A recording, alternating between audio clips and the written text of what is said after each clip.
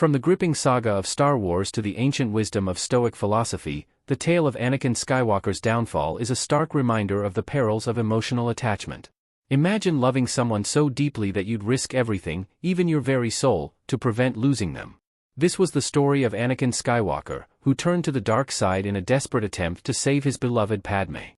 But what happens when our deepest fears become reality, when the very thing we cling to slips through our fingers? Although extreme, Anakin's fear of loss is a fear many people share, and oftentimes we go to great lengths to keep the people or the things we love present in our lives.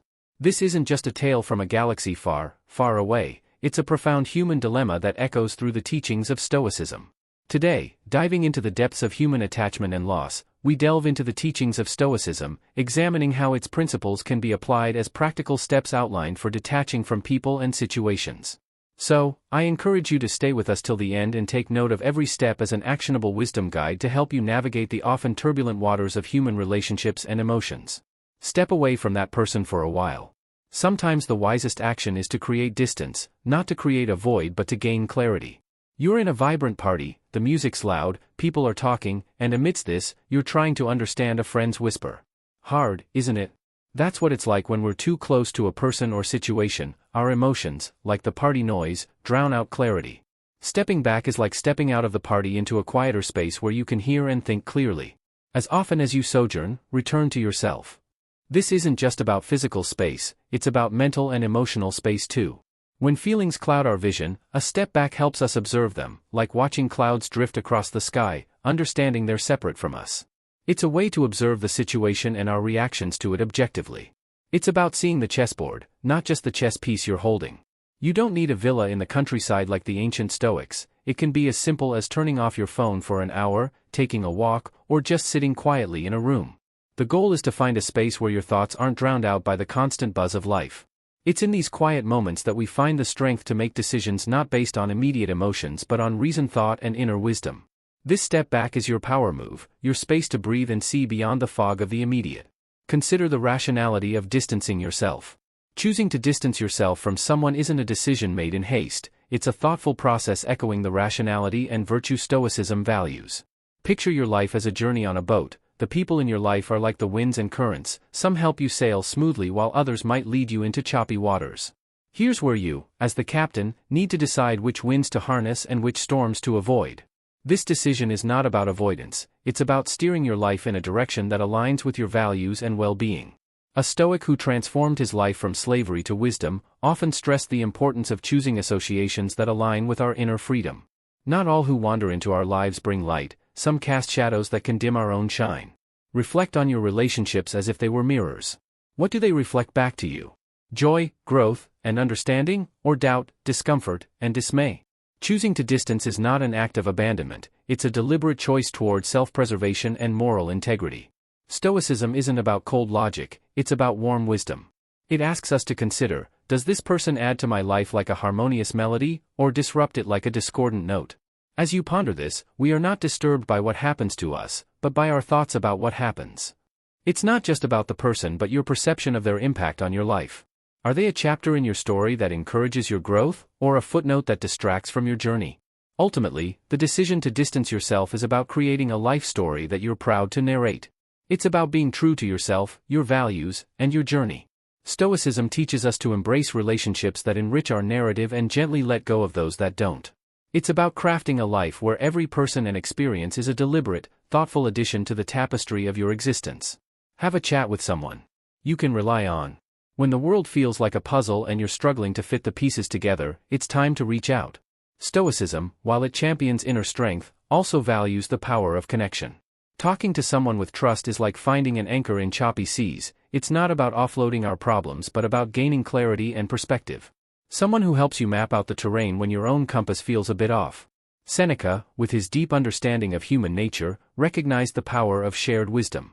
He compared a friend to a mirror, reflecting back not just our image but our innermost truths. This reflection isn't just about seeing ourselves clearly, it's about understanding our path. When you open up to someone, you're not just sharing words, you're inviting them into your inner world, offering a glimpse of your thoughts and emotions. Where insights are exchanged, not just sympathies. Choose your confidant wisely, someone who embodies the values you aspire towards. This person becomes your sounding board, helping you navigate through your thoughts and feelings. They don't have to fix your problems, sometimes just having them listen is enough. Their presence is a reminder that you're not alone on this journey. As you share your thoughts, you might find pieces of wisdom in their responses, little nuggets of truth that help you see things differently. Stoicism teaches us that life's challenges are best met with a calm mind and a supportive community. A testament to the idea that strength often comes from togetherness. Detaching from a person or situation doesn't mean detaching from all human connections. It's these very connections that provide the strength and perspective needed to navigate life's complex tapestry. Your conversations with this trusted individual are more than just chats, pathways to clarity, and anchors in the ever-changing seas of life. Establish limits for your feelings. Mastering our emotional landscape is like being the captain of a ship sailing through a storm. The waves are our feelings, powerful and sometimes overwhelming. Stoicism doesn't teach us to avoid these waves but to navigate them with skill and wisdom. About knowing when to let the waves carry us and when to steer our ship firmly.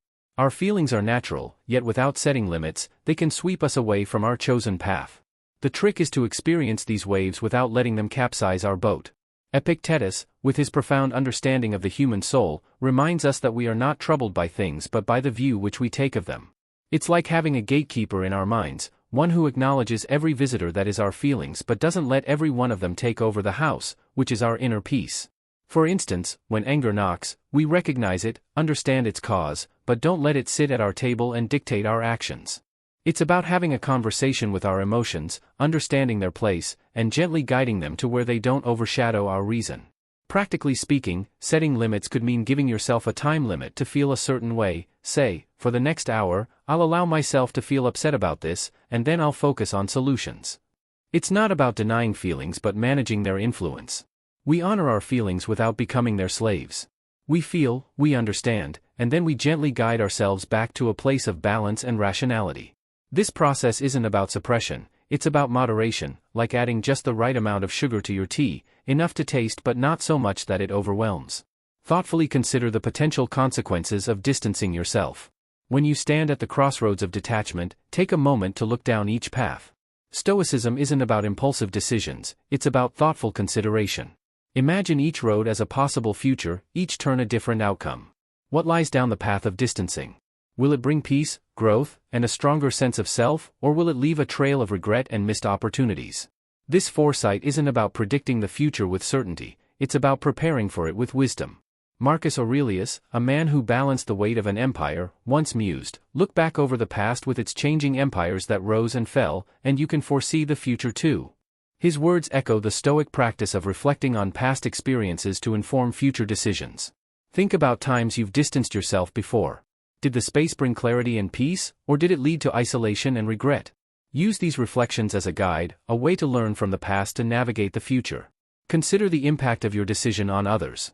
Stoicism teaches us to balance our needs with the greater good. In detaching, are you fostering your growth and contributing positively to the lives of others, or are you potentially causing harm or misunderstanding? This step isn't just about self-interest, it's about harmonizing your well-being with the world around you. It's like being mindful of your footsteps in a garden, ensuring they nurture growth rather than trample the flowers.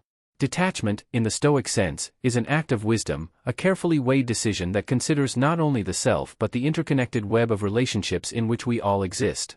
Give yourself a break from social media. Picture your mind as a serene lake. Now imagine social media as raindrops constantly disturbing its calm surface. These droplets are the endless updates, notifications, and comparisons that infiltrate our peace. Stoicism, a philosophy that thrived long before the digital age, still offers timeless wisdom for managing such disturbances. Seneca, who mused on life's brevity, would likely see social media as one of modern life's many unnecessary distractions.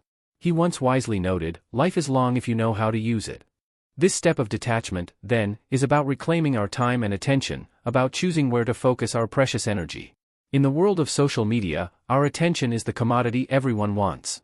By stepping back, we're not just avoiding a digital deluge, we're giving our minds the space to breathe, to think, to be.